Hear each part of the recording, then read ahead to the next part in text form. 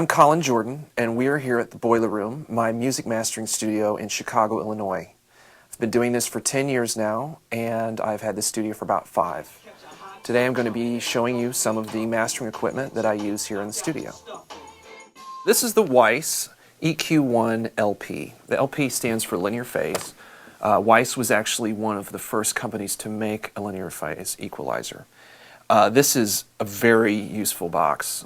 This is one of the things I go to the most because it's very transparent. It really doesn't have much of a sound of its own. In fact, when I first got it, it took a little while before I could really hear it, which was tricky. Just like anything, I tended to overuse things when I first get them. This is the one that took the most time just to be able to really hear what it was doing, besides also their compressor. So what it is, it's a 7-band EQ. You can run it in linear phase mode or in minimal phase mode. I tend to run it mostly in linear phase mode. And on this one, I tend to do most of my cutting on this EQ just because it is so transparent. But I also do some boosting. One thing that it's very useful for is for taming out of control low bass. This is the sub-frequency stuff, 20 hertz, 30 hertz, 40 hertz. And this is the most common problem I see in mastering. The number one thing that I see is people coming in here with way too much bass buildup. It's usually something that they can't hear on their speakers that have 6.5-inch woofers that are rolling off at like 80 hertz or 70 hertz. So they get all this garbage at 40 hertz, which is muddying up the mix.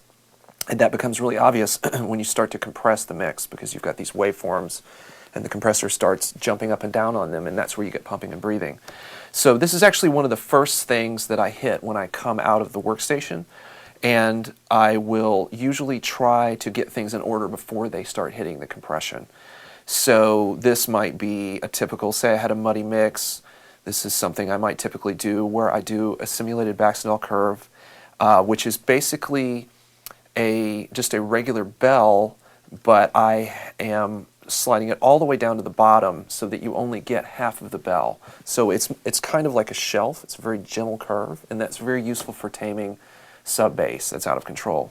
And then I might also do, say, a little cut. This is like a cut at like 300 hertz, say if things are a little muddy in the low mids.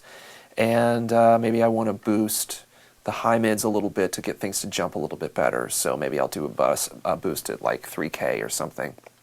So overall, a very subtle piece of gear, but something that is extremely useful in mastering because it can really clean up a mix in a way that's not obvious. You don't want to do something to a mix to clean up a mix or make a mix sound better and then have all these artifacts that you don't want. Sometimes those artifacts are good. A good analog EQ has its own sound, and that can be very helpful. But a bad EQ is going to leave a lot of garbage all over the signal, so maybe in the end it ends up being worse. So that's why this thing is great, is because it is just so transparent.